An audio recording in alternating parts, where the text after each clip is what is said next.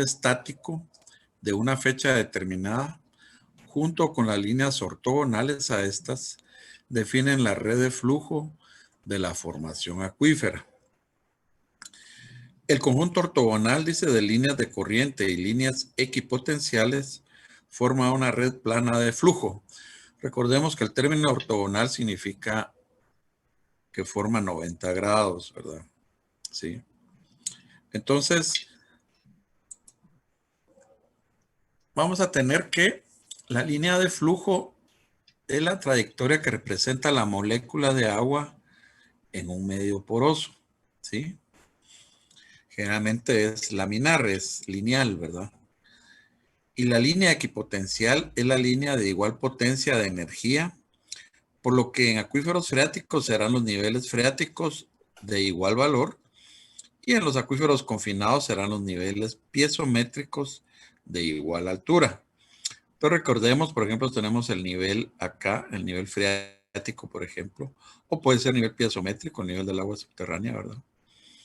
Y entonces el potencial es prácticamente todo el nivel a partir del nivel de referencia, que generalmente es el nivel del mar, ¿verdad? Entonces, para no complicarnos por las diferencias topográficas, lo expresamos siempre en metros sobre el nivel del mar. Ahorita vamos a ver eso. Y tenemos dos tipos de redes de flujo. Le llamamos isofreáticas o isopiezas, lógicamente, ¿verdad, compañeros?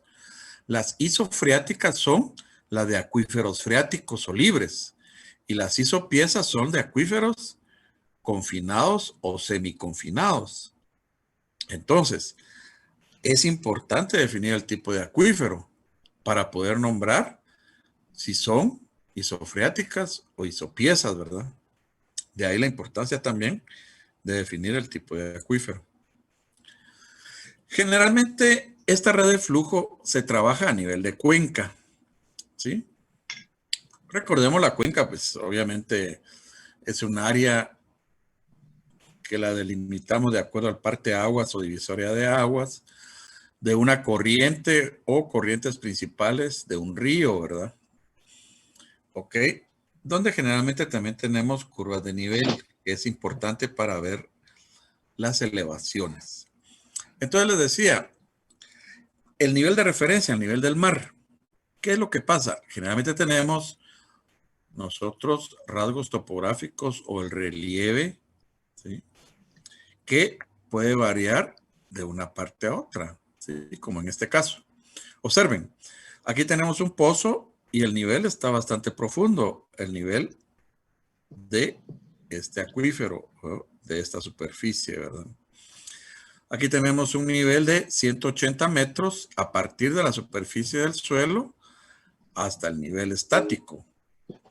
Y aquí tenemos a la cota del pozo o a la superficie, tenemos una elevación o altitud de 1500 metros.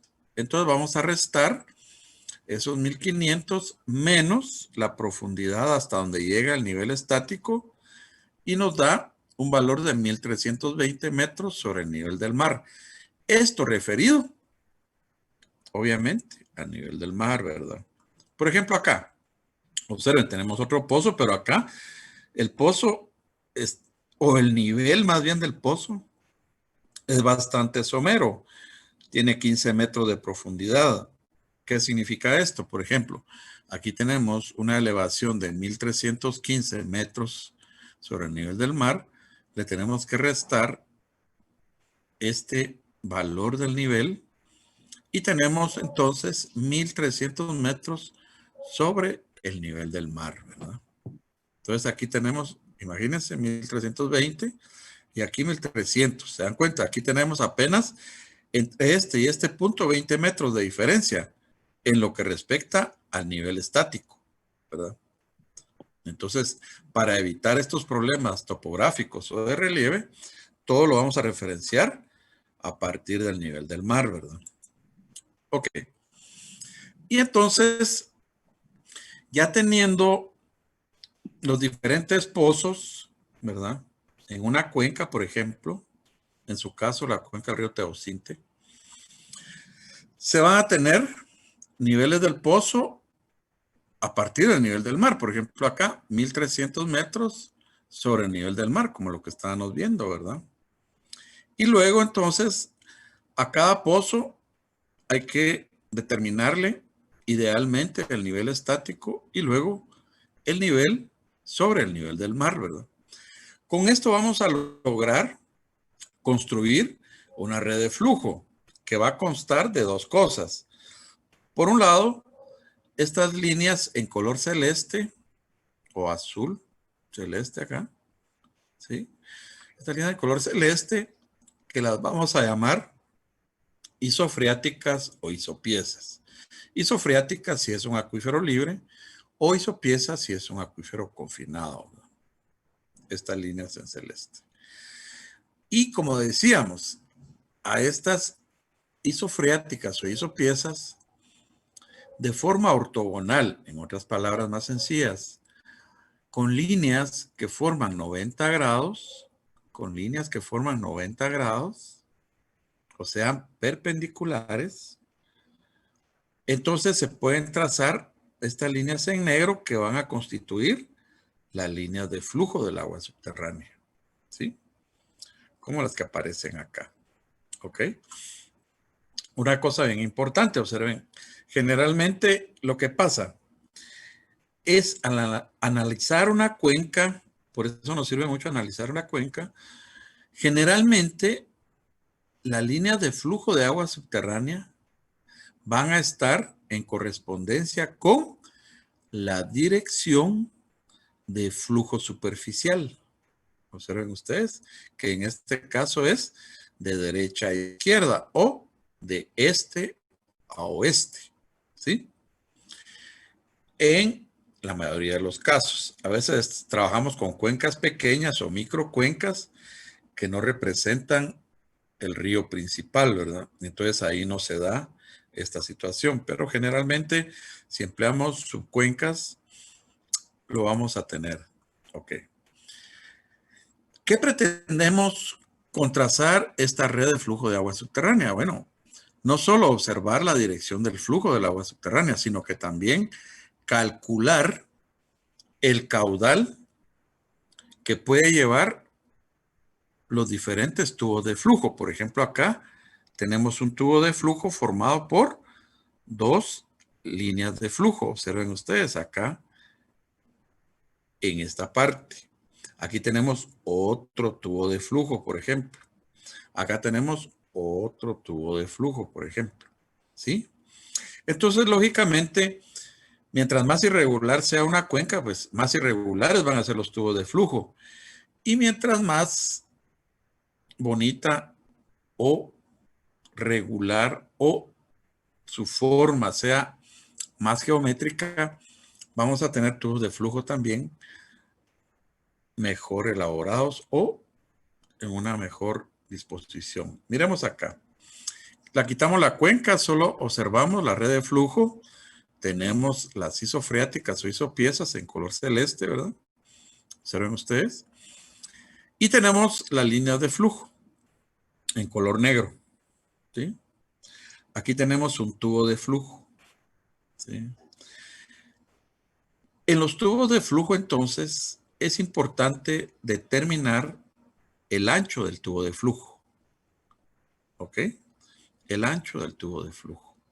Así como observen, se nos dificulta un poco porque aquí el ancho, observen, es menor que este otro, ¿verdad?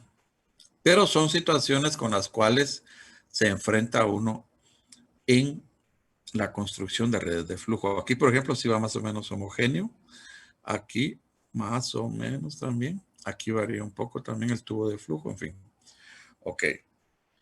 ¿Para qué queremos el ancho de un tubo de flujo? Porque entonces podemos calcular el caudal subterráneo de cada tubo de flujo.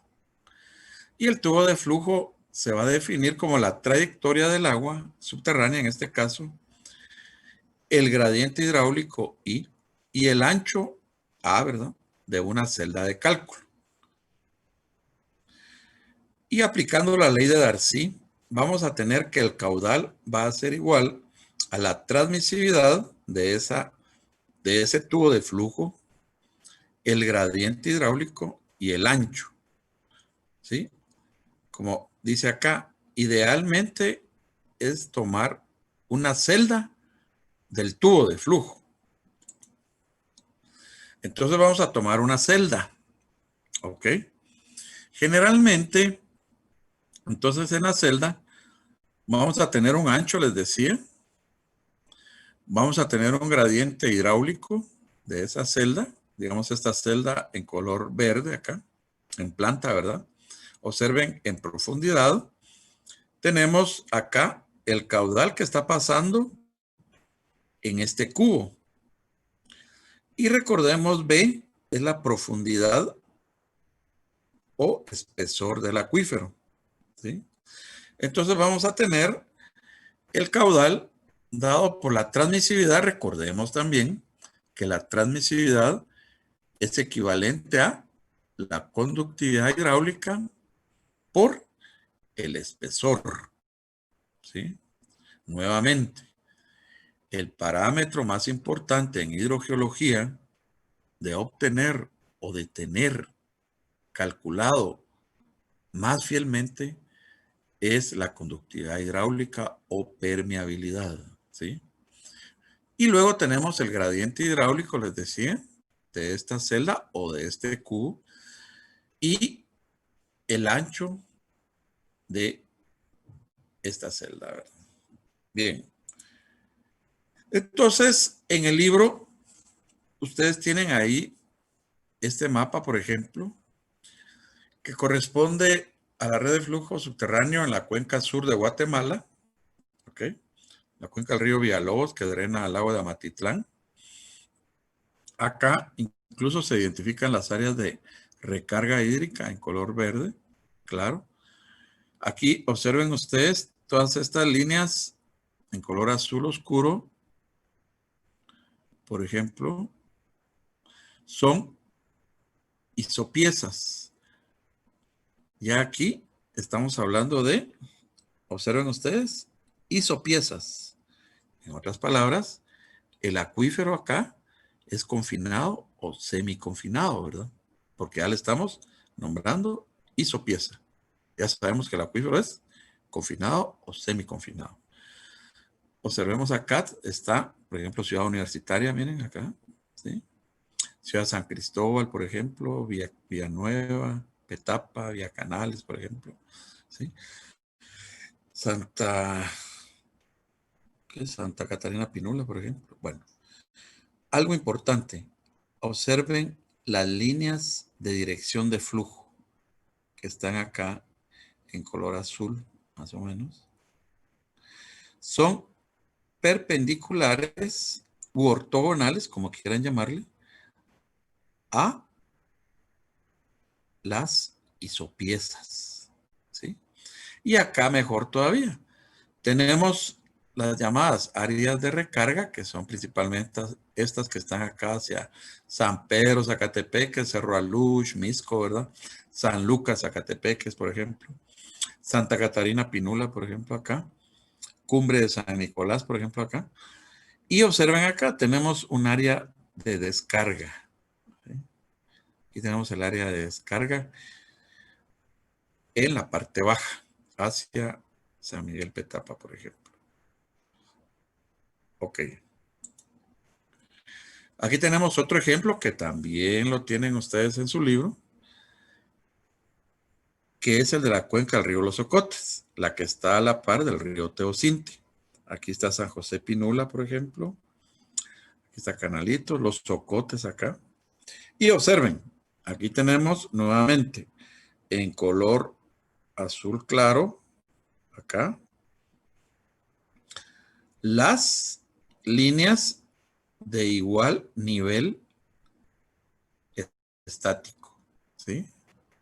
Entonces aquí tenemos, por ejemplo, 1800, 1700, 1600, 1500, 1400, 1300. Estas líneas son isopiezas. ¿Por qué? porque el acuífero es semiconfinado, ¿sí? Es el que estuvimos analizando de este pozo acá en Los Ocotes, ¿se recuerdan? Con el método de Hantuch. Ok. Y las líneas perpendiculares u ortogonales a las isopiezas son las líneas de dirección de flujo, acá en color lila o morado, ¿sí? Que forman 90 grados, ¿verdad? ¿Sí? Y estas entonces forman, miren ustedes, una red, como una malla. Por eso se le llama red de flujo, ¿sí? En donde la dirección es de sur a norte, ¿verdad, compañeros? En este caso. Observen, el río Los Ocotes lleva este sentido de sur a norte. Y también entonces se da la dirección de flujo como la cuenca. Nuevamente, podemos tomar un tubo de flujo acá, o este acá, ¿sí? Para calcular el caudal, de acuerdo a la transmisividad, el gradiente hidráulico y el ancho del tubo de flujo. Entonces, para tener el caudal total que está pasando o que se está moviendo o circulando en la cuenca subterránea, podemos nosotros tomar o calcular el caudal de cada tubo de flujo. Por ejemplo, aquí tenemos un tubo de flujo, aquí tenemos otro tubo de flujo más ancho, observen ustedes, y otro tubo de flujo. Tenemos 3 tubos de flujo. Podemos calcular acá el caudal de este tubo de flujo, de este otro y de este otro. La sumatoria nos va a dar entonces el caudal total, ¿sí? De acuerdo a la transmisividad, el gradiente hidráulico y el ancho del tubo de flujo, ¿verdad? ¿Ok? Y en este capítulo también es importante hablar, esto está en la parte final, compañeros, de lo que son los manantiales. Recordemos que los manantiales son salidas de agua subterránea de forma natural. Y se tienen de diferentes tipos, por ejemplo, manantiales en depresiones, ¿verdad? Por cambio de relieve, se da la salida de agua en algunos puntos más bajos, ¿verdad? Hay manantiales de contacto, es decir, tenemos materiales más impermeables, por ejemplo, lutita acá. Acá tenemos areniscas, por ejemplo. Entonces, cuando se da el agua en un material impermeable, obviamente ya no puede seguir infiltrando o percolando el agua. Entonces se da la salida de agua en esos materiales impermeables, ¿verdad? O poco permeables. Por ejemplo, manantiales de falla. Acá, ¿sí? Generalmente el agua va a salir donde se da el afloramiento de la falla en superficie, como en este caso. Manantiales kársticos, o sea, en calizas, pues esos son un poquito más difíciles de ubicar, ¿verdad? Porque recordemos, la topografía kárstica es bien irregular, ¿verdad? Y por ahí se dan salidas, tanto entradas o sumideros como salidas de agua irregularmente. Manantiales en fracturas, por ejemplo, ¿verdad? También cuando la fractura llega a la superficie, se dan una serie a veces de puntos de salida de agua o manantiales. Y tenemos a veces varias zonas de fracturas, ¿verdad? Que a veces corresponden a nacimientos de ríos, por ejemplo, manantiales combinados. Y cuando hablamos de manantiales, tenemos que atender a la clasificación de estos de acuerdo a la magnitud del caudal. Entonces tenemos generalmente 8 grupos.